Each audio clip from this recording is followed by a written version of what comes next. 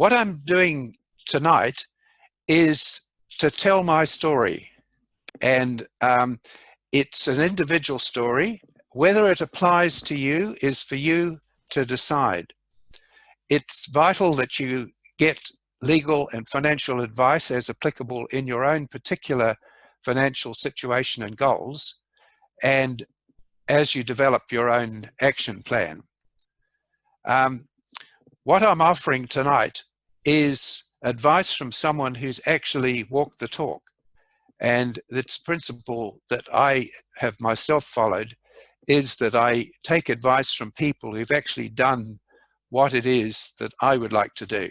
So I believe I can offer that tonight. COVID has thrown all the cards up in the air for many people. It's affected people in different ways, some more than others.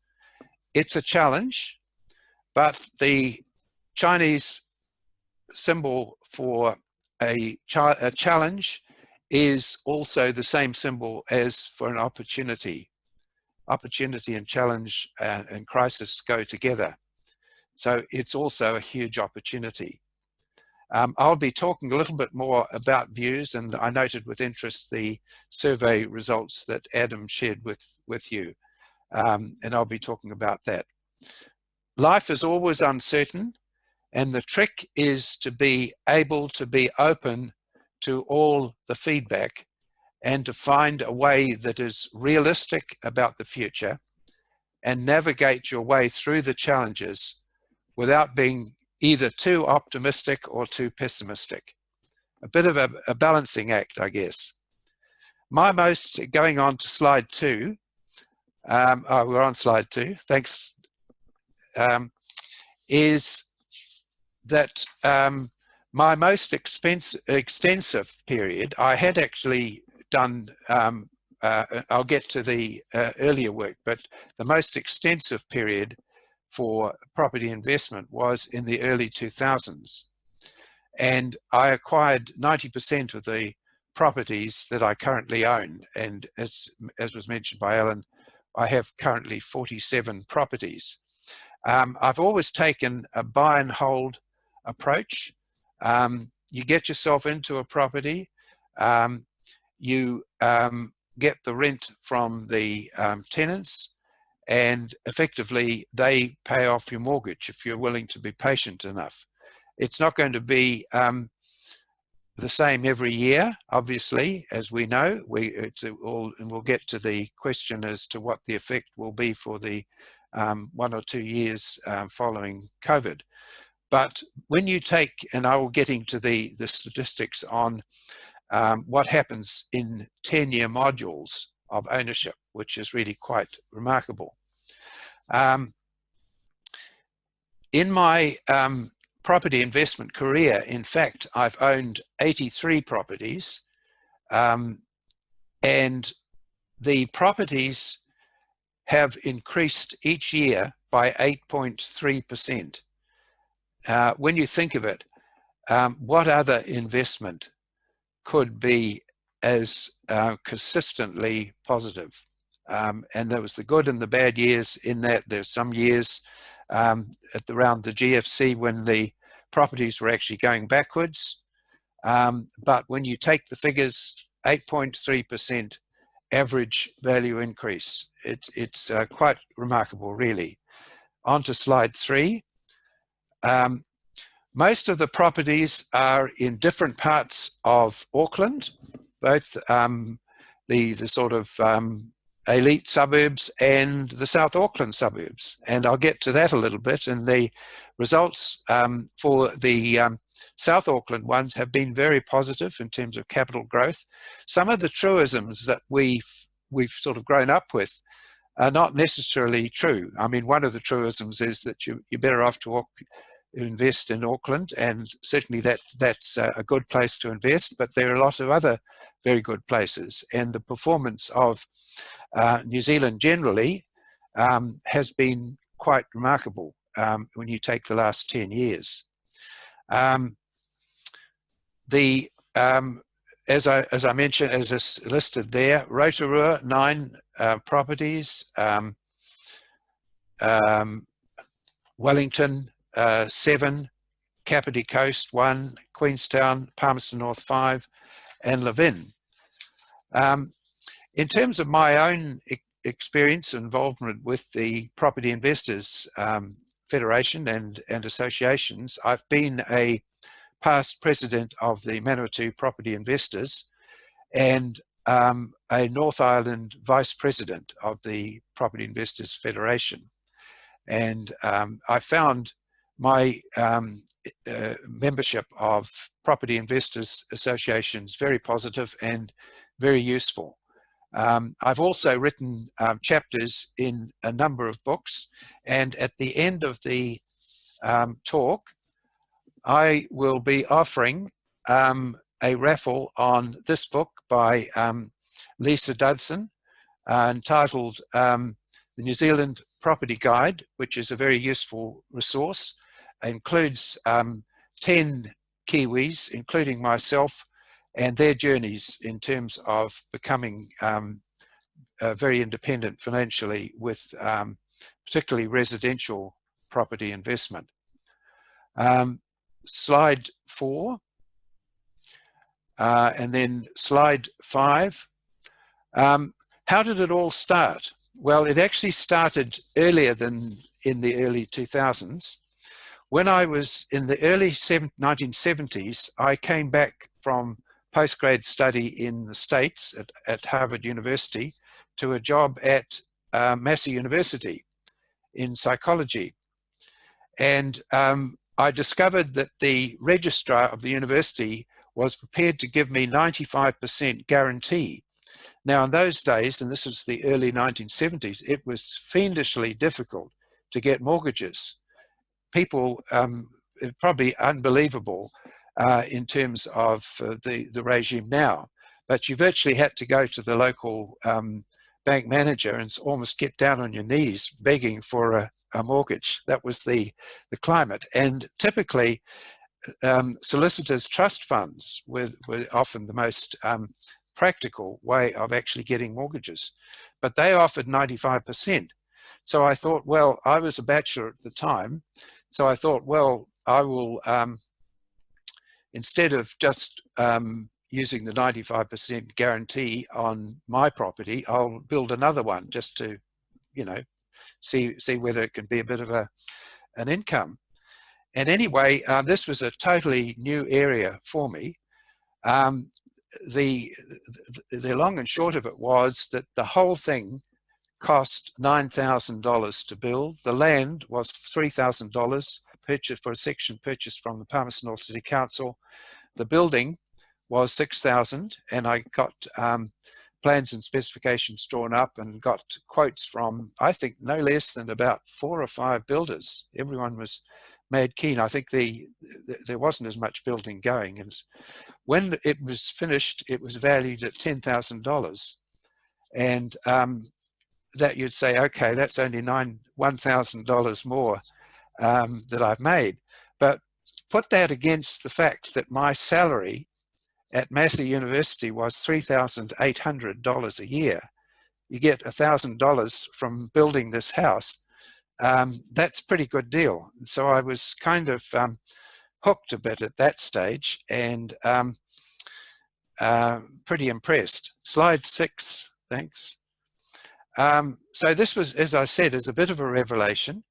And in the 1970s and 1980s, mainly in Palmerston North, I actually just continued to do this, doing my job at the university, and I enjoyed the independence of it. Because there's one thing, I mean, working in an institution, there are the hierarchies and the established ways of doing things, and there's nothing like actually being your own boss. And I found that this actually was something I really positively enjoyed doing. And I built quite a number of properties. I got eventually about 30 properties in Palmerston North, and this is all in the 1970s and 1980s. And some of the time I wasn't even in New Zealand. I was actually at the University of the South Pacific, and prior to that in Canadian universities. We used to come home to see the rallies at Christmas time, particularly from Fiji. And every Christmas when I came down, I'd ring up the agents and get a little bit of a run round the town and buy another investment. And then when I came back the following Christmas, there was a Christmas present for me. The property had definitely gone up with the wonders of inflation rampant during the early 1980s, and giving me the leverage and the equity to buy another property. Slide 7. Slide 7. Well, I can't get you to hold your hands up, but how many people like Monopoly as kids when they're in there with their families?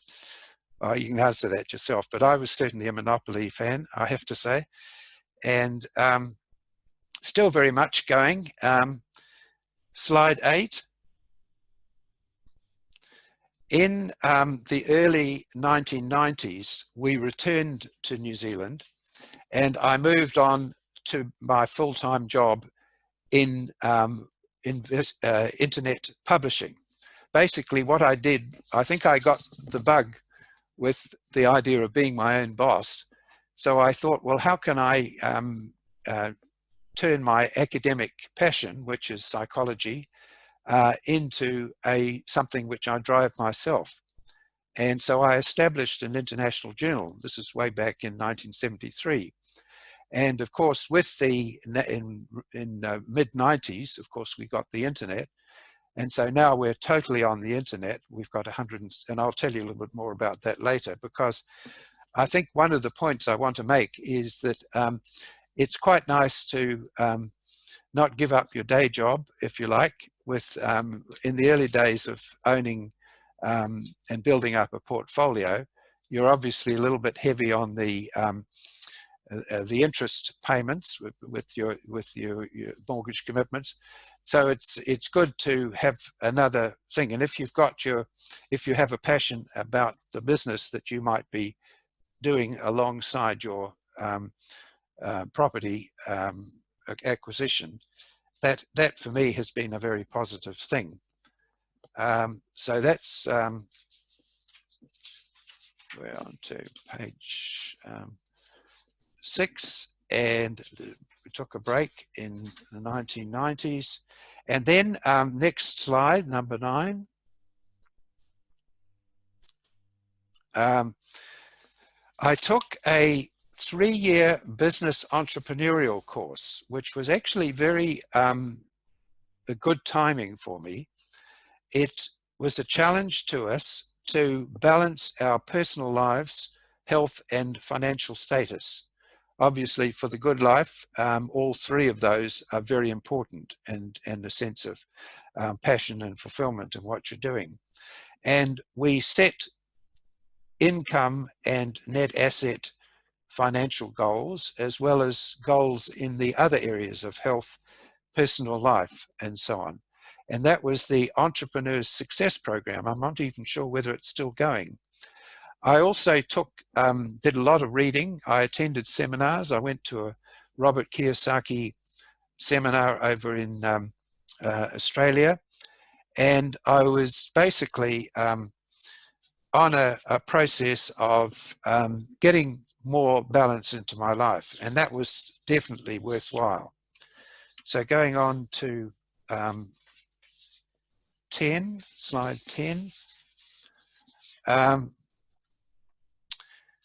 In the 2000s, of course, as we all know, looking back, it was a boom decade.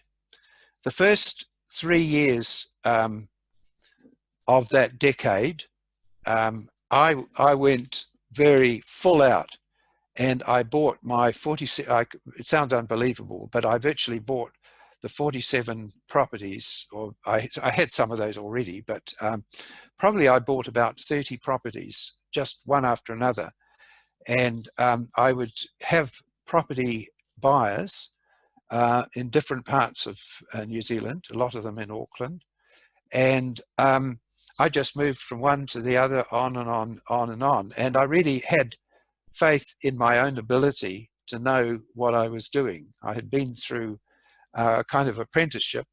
I'd got a balance in my life, and I was very, very focused. And so the fact that I've now got 47 properties is due to my very strong activity in the early 2000s. So a bit of a gamble, because no one knows the future. But in fact, as we know, there was very strong capital growth in that decade, particularly later.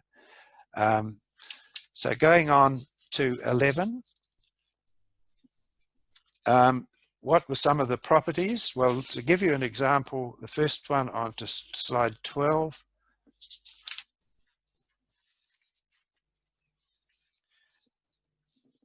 This was actually something I set up at a property investors conference.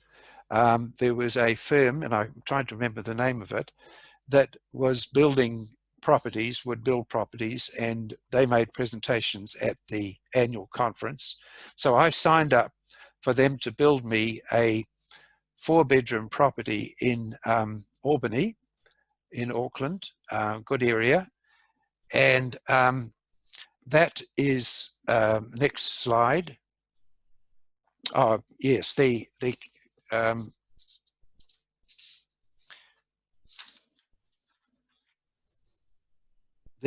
capital growth, I should have emphasized that on the previous slide. Yeah, that's it. The capital growth has been 14.5% per year. Return on the initial 20% deposit, 67% per year. These seem unbelievable figures. The rental yield is 3.9%. So it just ticks along with the rent. But the interesting thing, so that's Auckland, but there's some very strong properties, and I can't show all of them, but I'm doing it just a sample. Going on to the next slide, which is 13. Number 13, oh, you've seen that one. Then 14, this is in Rotorua, and this was purchase of 2 3-bedroom flats in a very central location near the heart of Rotorua. And one of my sons was in Rotorua, and so I built it partly for him and his fiancée. Purchase price $155,000, and the most recent valuation of the 2 properties in May 2018, this is back a bit, $728,000. The capital growth there, 24% per year, rental growth 6% per year, return on 20% purchase deposit 151% per year. They seem unbelievable figures. Going on to 15, shows a picture of the property, quite a nice attractive property with the other one in the back. Then the next one is slide 18. There we are. And this is a group of 7 centrally located 2-bedroom apartments in Levin, which will see, it's been a strong performer. It's very easy to manage. And actually, I think probably the tenants there have some of the most stable tenants I've got are in these property, but still no slouch in terms of return on 20% deposit, gross rental return 8.4% per year. Next slide. Devon Apartments, and that shows you how the tenants value their properties. Some of them have been in there for virtually the whole period of ownership, and some of them don't have vehicles because it's right. Levin is a small, compact place. Actually a very nice town for those who've been to Levin, but they are within probably 2 blocks of the supermarket. They're probably 2 or 3 blocks from centre of town. Nice theatre, all the rest of it. And so it's a pleasant sort of a place, and as I say, everyone seems to be very, very happy with it. Going on to 21. How was I able to do this? Well, slide 22. First of all, positive attitudes toward money. People have strange attitudes toward money, and it's good to think of the fact that money as of itself is neither good nor bad. It's like power. Power is not by itself good or bad. And in fact, it can be very evil or used for evil purposes, both power and money, but it can also be used to do a lot of good in the world. And it's really up to the people with the ability to become comfortable to, in my view, this is my view, obviously, is to use your money for good. And certainly that's something which has given me a lot of satisfaction. Something I'm very keen on is effective altruism.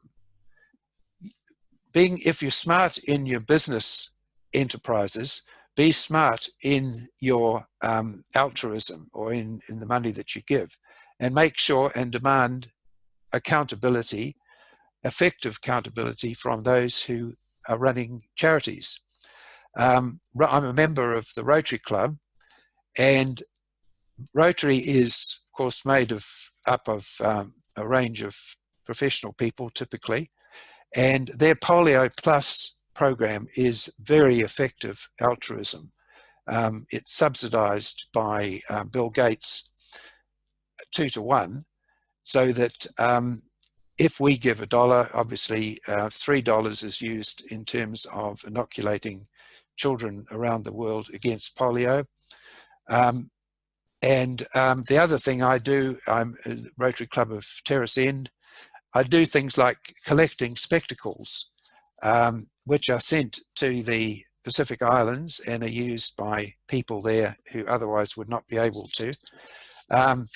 Also, I support there's a young man, Meshach, in Tanzania, that I support, who is attending a school to become a international pilot. And I'm quite sure that he will achieve that. The criteria for the school is that the children who go there be extremely poor and extremely bright. And he's very much an example of that. So that's, let me get up to this.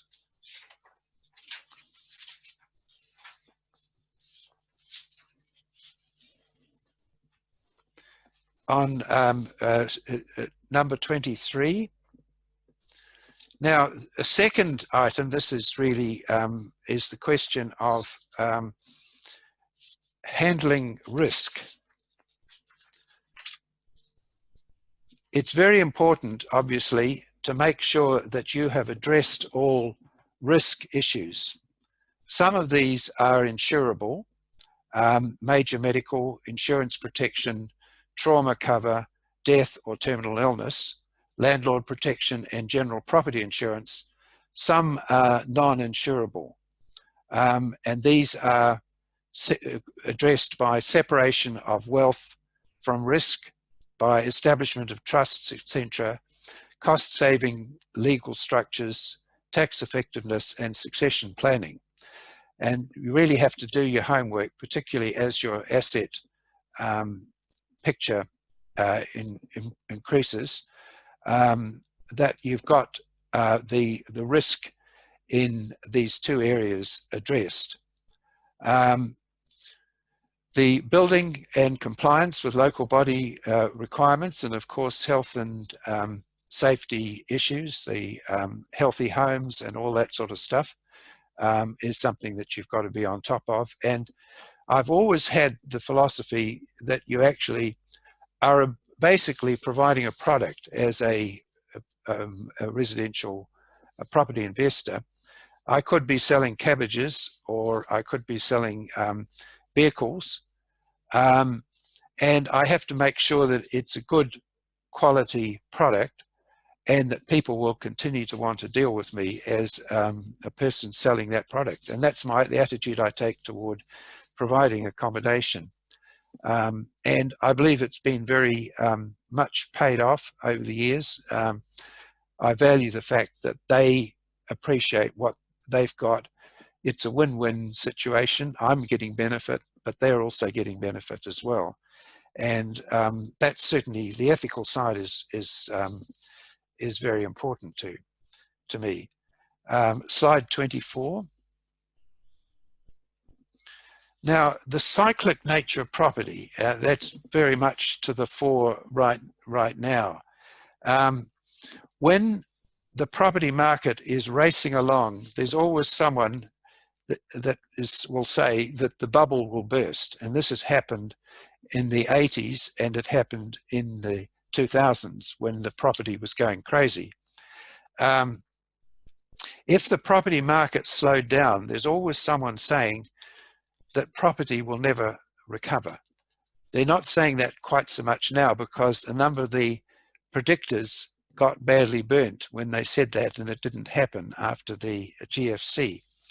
And I think there is a tendency for people to think that what's happening now will continue sort of in some kind of logical way, whether it's good or bad. And it's very hard for us to appreciate that things are cyclic, and that you've got to actually realize that you may have to totally change your gear. And sometimes people find it difficult to do that.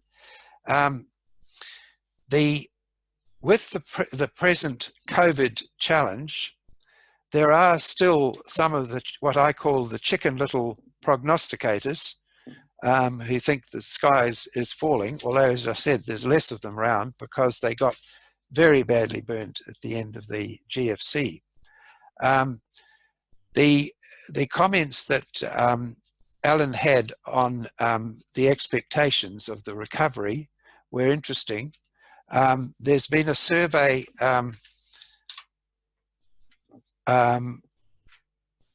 showing that only property values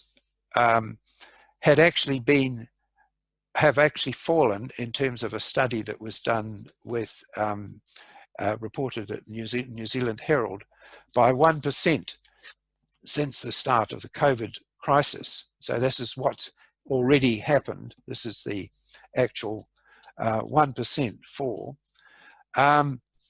My view, of course, is interest. My interest is in the long view. The Real Estate Institute of New Zealand has been collecting, for the use of the public, median house sale price data since the start of 1992. These data show that house sale prices have been increasing 90% for New Zealand as a whole each 10 years, before adjusting for inflation, which has averaged 2% per year. So that's the long view. But what's the shorter term view in terms of, say, 1 or 2 years? Well, I can probably best quote from some of the economists, and maybe it's a question of all of us making our own choice, which some of you already done in terms of the survey. As far as I'm concerned, Tony Alexander has got the best predictive track record based on his performance with the predictions at GFC. A number of them were really way off base at that time. On the 28th of June 2020, he's reported as predicting a short-term COVID 5 to 8% drop in house prices. This is short-term in terms of 1 or 2 years. Other commentators have been as follows. Westpac chief economist Dominic Stevens has predicted a 7% fall between now and December. Mike Jones of ASB said he expected house prices to fall 6% over the period from now to the middle of 2021. ANZ economists expected house prices to fall 12%, while Cameron Bagri sees downward pressure on house prices in the order of 10%. So this is like the short term, the 1 to 2 years. But I think what we do is think of those statistics that go back to 1962 and, 1992, that show that every 10 years, virtually, prices of houses double. They don't quite double, but it's pretty close to it. So I think what you've got to do is say, okay, there's what's happened now in terms of the COVID period, which is about a 1% drop during COVID. Then we've got a sort of period for the rest of the year and maybe at some point into the middle of next year, where there is a variable gap depending on who you believe in terms of these advisors. And then you've got to put the long picture, which is the 10-year picture, onto an expectation that possibly we have an unchanged situation of roughly, say, 90% increase, given a 2% inflation rate, which of course, again, we don't know what the inflation rate will be. So going on to slide 25. The question is Auckland properties versus non-Auckland.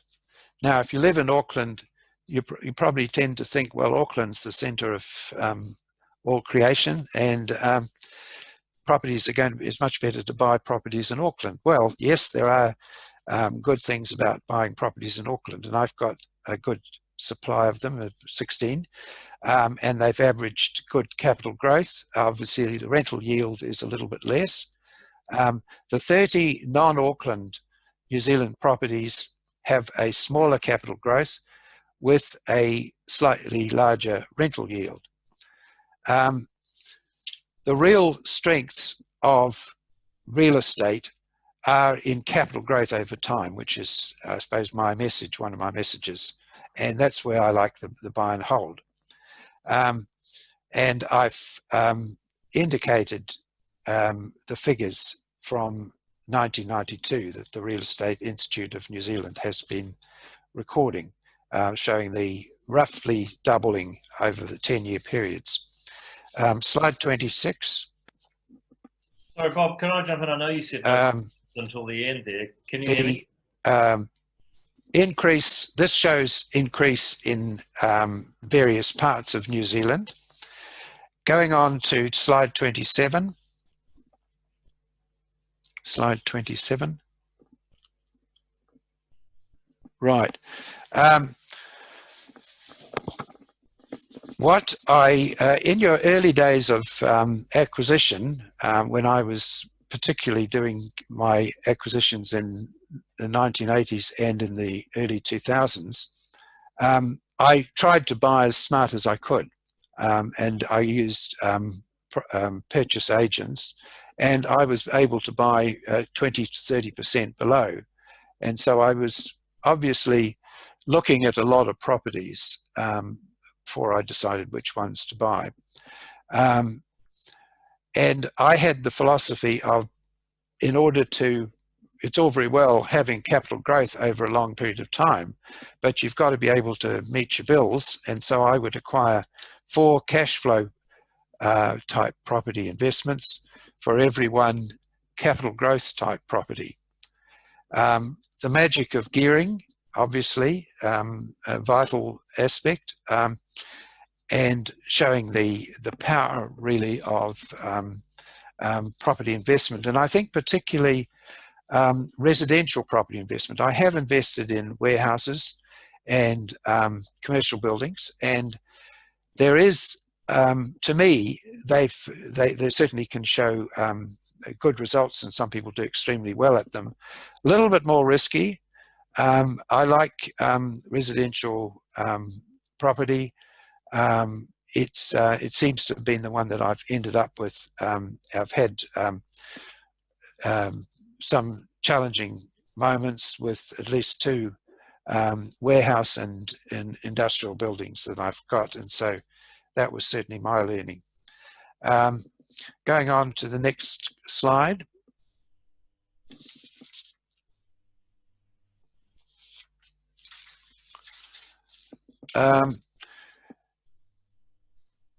Don't go with the herd.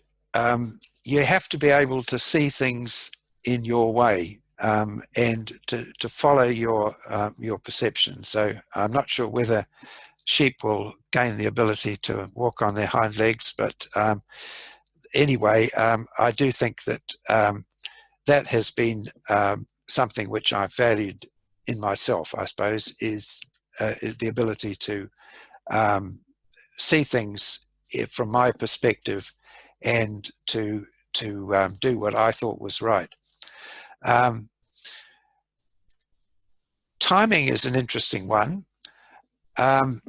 When you're young, people tell you you can't do stuff because you're young. Okay, so you sort of accept that, or some people accept it more than others. When you're 25 to 44 years, you've got children and mortgages, which takes up a lot of your time. When you're 45 years or over, there's the thought that you're starting to run out of time, or maybe that it's too late.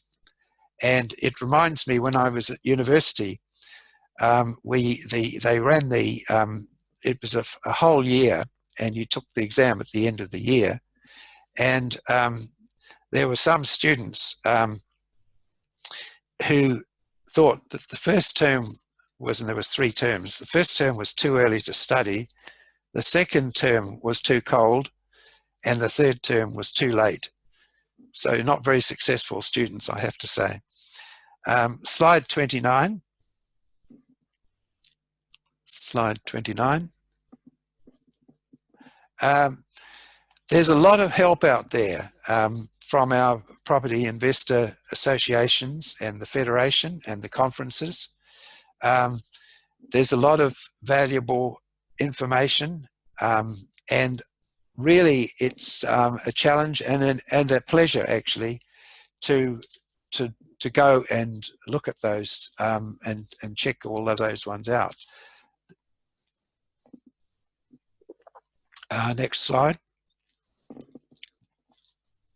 We've talked a bit about banks, and I've always been a fan for having multiple banks, and certainly I have used brokers, and it's definitely paid off.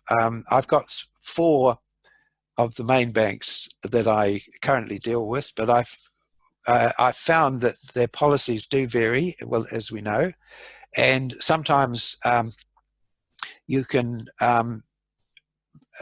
by having that relationship with more than one bank, it can be very useful, you know, in terms of negotiating your requirements. Also, I always believe in total honesty. I have nothing to hide with the banks, and I establish a very good collegial relationship with my relationship manager, and it's really been positive. I've only had a difficult situation which arose in one of my few incursions in warehouses, and it was because I had that good relationship that I found a good solution to it.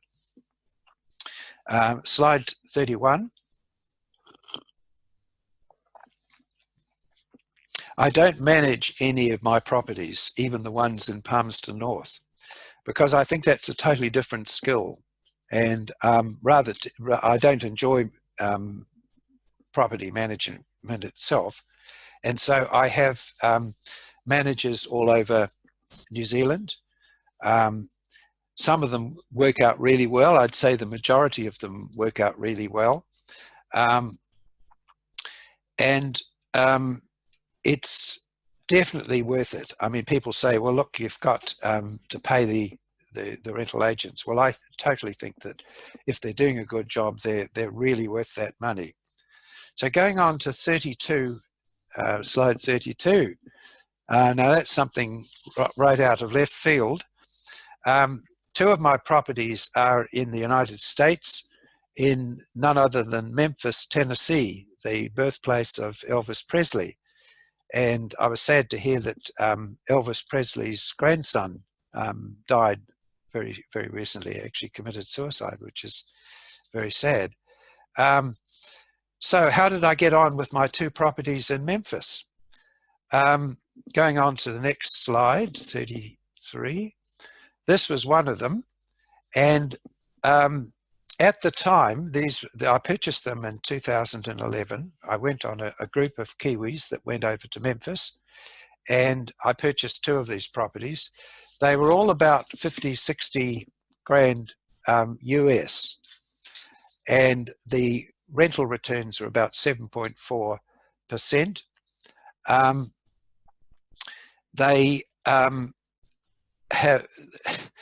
It's been a bit of a strange journey, actually, I have to say. One thing I should say is that the actual property, as I say, they were 60 grand. At the time, you would have probably paid about 250 at least in New Zealand, probably more, for the house. They were very, very nice houses, and that's a typical example. But the question of the property managers was totally different. Whereas New Zealand actually is blessed with its property managers, in my view, at least in comparison with the United States. I've had no less than four property managers. The first was just plain out dishonest. Basically, he preferred to keep the money himself from the tenants rather than actually give it to the owner. Somewhat short-term sort of approach, I would have thought. So I got rid of him fairly quickly. Two others were honest, but they were swamped with US equity funds. He would literally come into Memphis or any large city in the United States and say, we want to buy 3,000 residential houses just to sort of diversify our portfolio. So can you come up with 3,000 houses, please, for us to buy? And then you can manage them. So they would have literally thousands of houses that they were managing. So an individual with two properties didn't get much of a look in. So that wasn't very successful. And the fourth one, however, has been one out of the box. She is just delightful to deal with, very ethical. And she's done a good job, and there have been quite a few ups and downs. You'll note this picture with these very large trees. Americans like their trees. The space, of course, for us who are concerned about the size of sections and building as many houses as possible in a confined area, particularly, say, Wellington, there's all the space in the world in the United States, for building houses, and land is. Typically, Americans don't do much with their garden. We're sort of house proud and garden proud, but you'll see these very large trees. Well, that's just proved recently a little bit of a problem because one of them fell down, and is requiring a little bit of money to fix up. But my lady in Memphis is doing a great job sorting it all out. And I was also delighted to discover a Kiwi who had migrated there to Memphis, who's trained in accountancy at the University of Canterbury. And she is now my accountant. So I feel I've got a friend in court, as it were. It's quite I don't know how many members actually have financial investment in the United States, but of course it's a whole different ball game, setting up a legal entity there, US bank account, and getting the local services, mastering the terminology. But I did it, I think, really as a bit of a challenge, quite honestly, and it hasn't been hugely successful, but I'm not too fussed about it. I mean, it's really just something that has been a kind of diversion, if you like. So going on to 39, this is the other house that I bought. Again, lovely houses, very comfortable. No one bothers about the garden. All the trees grow like crazy, but that's how they live. So going on to slide 35. Oh, by the way, just a word on Memphis. We did go to Elvis's home, and we saw Graceland's, and we did a lot of other things and listened to jazz and all the rest of it. So it was interesting from that point of view too. Slide 35 sort of brings me to some of the main points really that have come out of my journey, and I'd like to note those. The first one is a theme which you probably detected from what I've been saying, and that is really take charge of your life. It's what a privilege to be alive. You know, a lot of people don't make it to our situation, to be in a country like New Zealand, which has been so amazing in terms of its dealing with the challenge of COVID, to live in a country with real values of humanistic care for others. And I think it's something we need to be very proud of. But it's also a privilege to be, in my case, an older person, still alive and kicking and doing very well, thank you very much, when lots of other people haven't made it, you know, and we all know people who, for whatever reason, sort of lose their way in life. And so the challenge really is for us to say, look, I'm here, I'm alive, and I feel great, which is something I say to myself quite often in the morning. I'm here, I'm alive, and I feel great. The second point, have a specific vision, because you can't achieve everything. If you have a focus on what you want to achieve, and that harks back to the exercise that I did in middle life, I suppose, looking at not just financial objectives, but health objectives, personal growth objectives. See a package, a big package. It's all part of the whole picture of you as a person, your relationships, the health of all of these, and have a vision for each of those areas. And then thirdly, to have specific strategies and who's to say whether they'll be the right strategies? You've just got to put a stake in the ground, but obviously do all your homework and work out what makes sense for you in terms of the strategies to achieve these specific visions.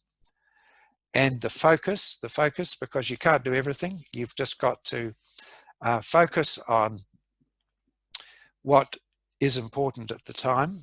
Maybe you've got to kind of be a bit hard on yourself at times to push toward objectives which will give you a lot of reward and satisfaction and make life really worthwhile.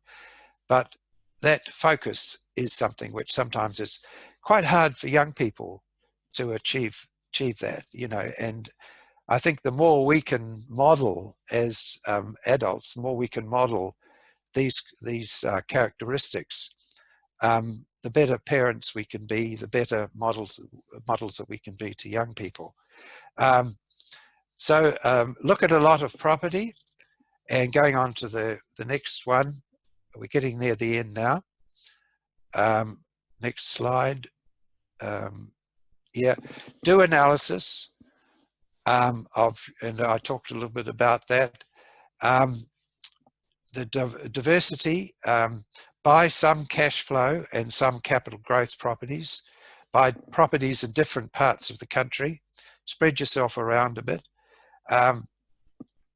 Buy when people are selling and sell when people are buying. Well, that makes a lot of sense. I think that, and then 9, time is your friend, particularly if you're a buy and hold investor. It's your friend to the tune of your properties increasing by 10% per annum on average in inflation periods of about 2%. Allow yourself to make mistakes. If you take risks, you're going to make mistakes. And I think we need to be a bit kind to ourselves when we stuff up. You know, there's nothing wrong in stuffing up. Slide 37, just moving toward the conclusion. That's really the theme of my talk. Take charge of your own life. And bear in mind that you can build wealth through property at whatever age you start. And I'm a good example of that. I wish each of you all the very best in your own property journeys. Remember that it is your journey. You are the boss. You are the decision maker. And I would like to conclude with the following quotation. There are 3 mistakes, major mistakes people make. Lack of clarity about what they want for their life, procrastination over starting important tasks for fear of failure, not persisting in the face of challenge and uncertainty. So I just conclude with the challenge. You are in charge of your life, and I hope you'll take the plunge. Thank you very much. Very good. Look, somebody has asked in the audience here, if you were starting today and had access to a total of 800,000 in cash and debt, so you had to buy something for 800,000, what would you do if you were starting again, Bob, with 800,000? I would spread. I wouldn't buy one investment. I would spread my investment. I would do a lot of research on the prospects of the different categories of investment. I would still invest in residential real estate, but I would do it in smaller chunks, if you like, rather than put it all into one thing. That'd be challenging, buying more than one with a total of 800,000. So you have to go to the very small towns for that, the likes of Levin. Yes. I mean, well, it depends whether you're prepared to borrow, I guess, you know. No, the question is a total of 800,000 in cash and debt. Oh, and debt as well. I see. Oh, okay. No, sorry, I misunderstood that. Yeah. Oh, no. And well, in that case, I think you'd be able to. It's a question of looking at a lot of property, using property finders. You'd be able to, to find something which you could reasonably expect would give you the kind of performance that I've had, over 10 years, where you double your money basically in 10 years in terms of capital growth. Yeah. So, Bob, I mean, I'm interested that you think that you're still very confident. You seem very confident that property will continue to grow at roughly 7% per annum on average, which is doubling every 10 years. I can't help but wonder if, given it seems we are entering an environment with really low interest rates, low inflation, to me that suggests potentially significantly lower capital growth in asset values also. Do you differ in that view? Well, even obviously, there's a caveat with my doubling thing, is that assumes at least an average of 2% inflation per year. But obviously, if inflation is less than that, then obviously that figure wouldn't be doubling. It would be like sort of 75% maybe. So, we could see, but no, I think the thing is that actually I feel very bullish about New Zealand. I mean, we've got a property shortage anyway. We've got a lot of very talented people who are going to return to the country. And who knows what kind of creativity and intellectual and business energy will be coming into the country. I see us as having a very, very good future. I think that getting the infrastructure to service all that will be a challenge, not just the housing, but of course the other infrastructure. But that will be a challenge that will again improve economic performance. And so I think that there will be a lot of money chasing property in New Zealand, which would sort of imply that there will be actually upward pressure on prices. Yeah, So yeah. I'd certainly... I fully agree with you, Bob. I think the long-term fundamentals for New Zealand real estate, certainly at the moment, they still appear very, very strong. Yes. I just can't help but feeling that perhaps we are entering into a significantly different environment where interest rates and yields that could well be, yeah. Yep. Are lower, but because if interest rates are 7%, like they were, par for the course 8, 10, 12 years ago, and previously, interest rates have been much higher. There are alternative places to park your capital and earn significantly higher rates of interest. So therefore, people demanded higher returns from real estate to compete with those other investments. Investors will potentially now tolerate significantly lower returns from various asset classes if interest rates and economic growth and so on is lower. But this is all just guesswork. But no one knows is the truth, isn't it? So that's just a discussion. But obviously, you've been investing for some time, and as you said, time is your friend. And as partly or perhaps largely as a result of time in the market, you have a very low LVR at 5% debt. And so, staying in the market for a long time is key. But you haven't bought for a while now. And, most of us on this call, I guess, don't have 95% equity. So if again, would your strategy change at all if you were starting again in the earlier stages, or if you were still in growth mode, which presumably you're not? If I was still in, well, I would not really change my strategy very much. All of the things I talked about are really important for me, in terms of my mental attitude, in terms of looking across the board in terms of my life.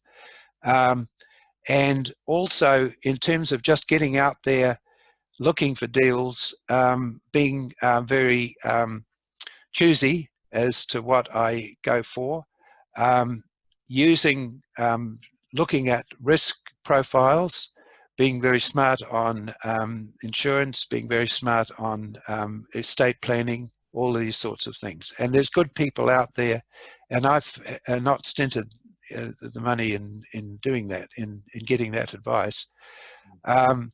I would do all those things again. The only thing I wouldn't do probably is go to buy properties in America, much as I enjoyed going to Memphis. Yeah. Just have a holiday, right? Just go and have a holiday. Who would want to buy houses for $50,000 that are returning 7% yields? I mean, that's like an annual rent of $3,500. It's yeah, not even worth getting out of bed for, is it? It's not. No. And all the hassle and infrastructure of owning assets in other countries and all the tax implications. That's right. Implications that comes with it. I've got real estate in London, and if I had my time again, I just wouldn't have done it either. I just would have parked everything here in New Zealand. Right. A couple of other questions for you, Bob, here. Megan asks, thanks for your great talk. Just wondered, I read your pre-info and just wondered if you have chosen to keep $1 million in debt. Is there a reason why you want a bit of debt and didn't want to sell 1 or 2 properties to pay off this debt and be debt free? I guess 1 million in 20 hardly makes any difference one way or the other. But do you have a view on that? Is there a particular reason why you've kept it that way, Bob? I missed the part of what you were asking. The question was, would I pay off debt, or? Why have you kept $1 million in debt? Oh, okay. Well, I haven't been in any hurry to sort of pay off, because I mean, after all, I just it hasn't affected my life having small amounts and mortgages still to pay off, and it's now, of course, I'm sort of in the process of my final, probably by the end, a year from now, I won't have any debt at all. And so, but I think other people might do it more quickly than I do, choose to do that. And I can understand why they might do that. But I guess at the end of the day, it doesn't really make any difference, does it? Well, I wouldn't think so. No, I don't think so.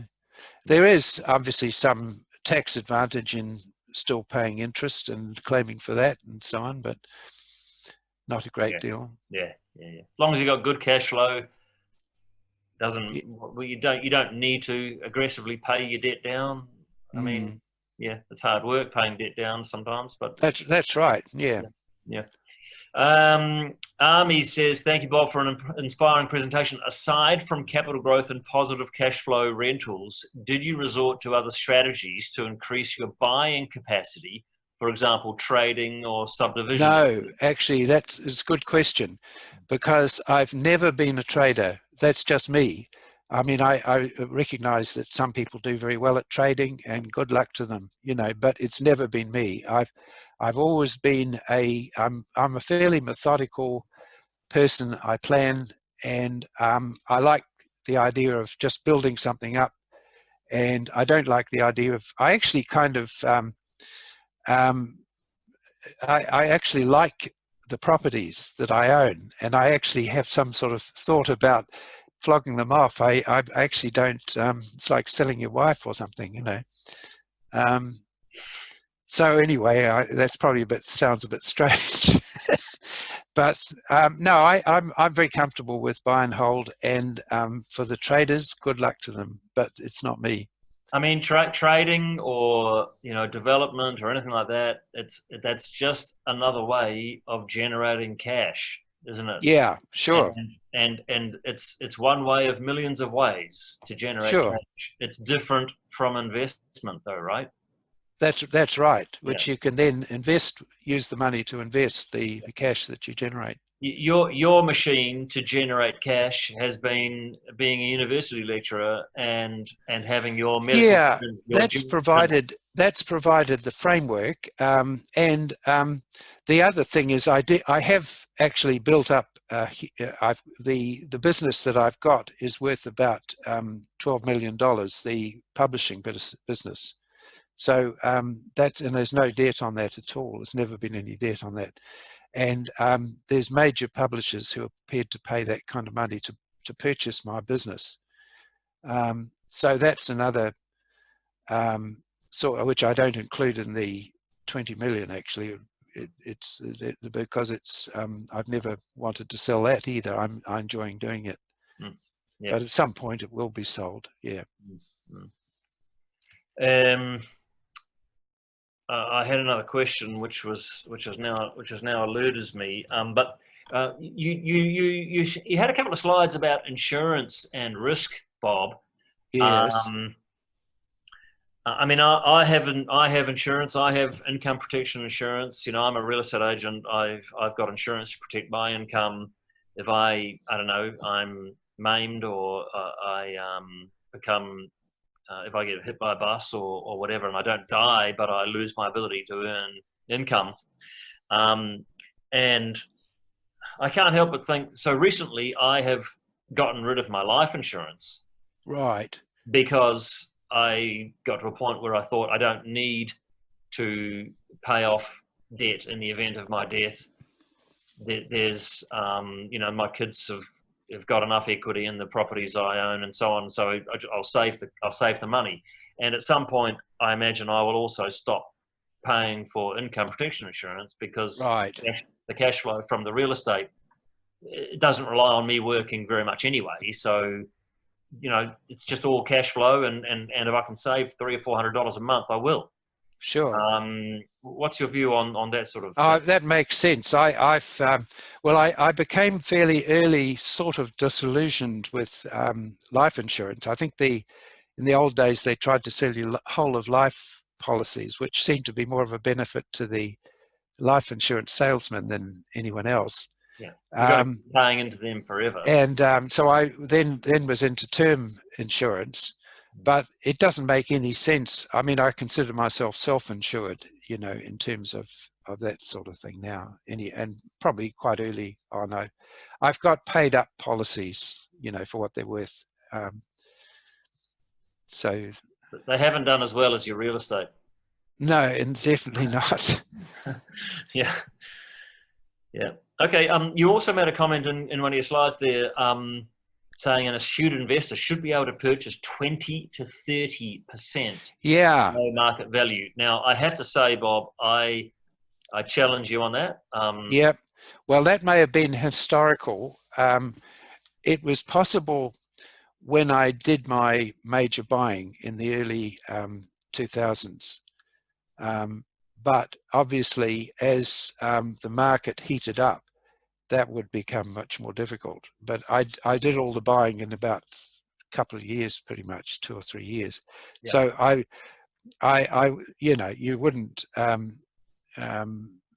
wouldn't, is not something that, it was just a bit of an artifact actually at that time. That, and obviously, if it's the old thing with Warren Buffett, you know, that when people are scared, be brave. When people are brave, be scared, sort of concept. That people were shell-shocked a bit about property, and they were prepared to sell their properties for less than they otherwise would. But no, it's not something which you can't do it in a market which is strong, and certainly not in relation to desirable property. Yeah. So you're talking about in a very much a bear market, or a market which is horribly oversupplied, and where the buyers are thin on the ground.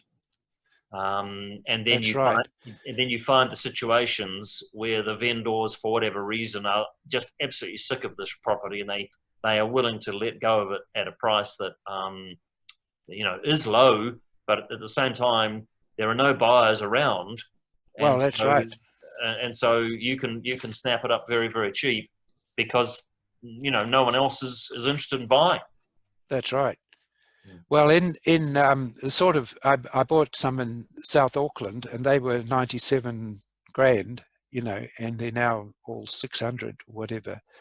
But at the time, that was the fair price, and there was not, people also had the kind of thing, oh, it can't be any good because it's in South Auckland kind of attitude, you know. And of course, the thing is that they've actually shown exceptionally good capital growth because they came from a very low base. But that's all relative. I mean, they're now relatively low still compared to a lot of Auckland real estate, 600,000. Yes. Yeah. All right, very interesting. We've got someone else from Tyler. He says I don't know if Tyler is he or she, my apologies.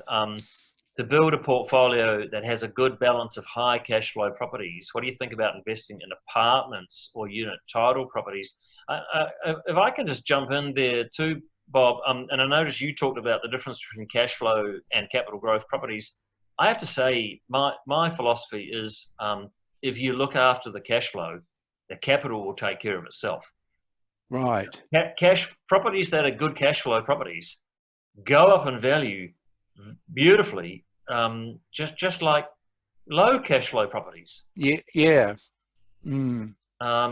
I can't see the point in buying low cash flow properties. But anyway, the question was in relation to apartments or unit title properties. Do you have a view on that? Yeah, they obviously, the unit titled. One of the things which was at one stage, of course, leaseholders is an absolute no-no. I did have one leasehold and got rid of that. Unit title is you know, can be fine. I have quite a number of cross lease properties, and they're perfectly satisfactory. I don't really feel any great urge to to get rid of the cross lease, although that probably could be beneficial. But as far as apartments go, I have got apartments and they've done very well, different places. It depends on the management, but most cases the management's very good. And in one in Takapuna, all different places in Auckland and Wellington, quite a lot. I've got quite a few apartments in Wellington. Some are sort of high-end ones and some student ones, and they've all been good investments. They've shown good capital growth and also good cash generation. Yeah, I mean, for a long time before our market in Wellington boomed, so pre 2016, a lot of people talked to me about apartments, talking to them about them as if this was fact, that everybody knows apartments don't go up in value, like a house does. Yeah. And my argument was, well, that's just nonsense. And apartments, can rise in value just like anything can. Yes. And indeed, in the last 5 years since 2016 market took off, I would say one of the best performers in Wellington has been first home buyer type of apartments, 1 bedroom, 2 bedroom, 40, 50, 60, 70 square meter apartments. Yeah. They have performed exceptionally well because first home buyers have been scrambling to buy anything that is in a decent location, doesn't require a huge amount of work and a whole lot of maintenance, and is close to all the desirable facilities and services of the city. Right. Well, I've got a couple in Molesworth Street that have done very well, and in fact, I've had a supply of MPs in one of them, which is I don't know if that's good or bad, but but no, they've been fine, shown good capital growth and chug away on the cash flow side. Totally, and apartments are very easy to own if you're a remote owner. Yeah. No grounds to maintain, no big trees falling over. No. The key, I think, with apartments, though, obviously apart from the fundamentals, which is cash flow, the key is making sure that the body corporate is well run. Yeah. Because that is something you can't change easily, and it's the sort of thing that can persist for 10 years, 20 years. So if it's a badly run body corporate, that's like an albatross around your neck. But It is. But if it's a very well-run body corporate, it's absolutely worth its weight in gold because they look after the building for you. Yeah, no, they do vary, but and of course I've had a couple of Auckland ones where we had water ingress issues, obviously, and that cost us. But that wasn't the body corporate problem. In fact, they did a good job in addressing a difficult situation. But that could happen anyway to a standalone house. You could have the same sort of issues, or not, So no, I've got no real complaints about the body corporates. Yeah. So far. Yeah. Very good. Bob, I think it's about time we sort of wrapped up and we let you go. You probably deserve a nice big scotch or something now. Yeah. I've had a glass of water here, which has helped me out a few times. But anyway, no, it's been good. I've enjoyed the discussion, and I wish you all the best as an association. And, and you too, Bob. Thank you so much for sparing your evening and sharing with us this evening, and for your insight and sharing your experience with us. And hopefully our paths will cross again one time in the not too distant future. Well, thank you.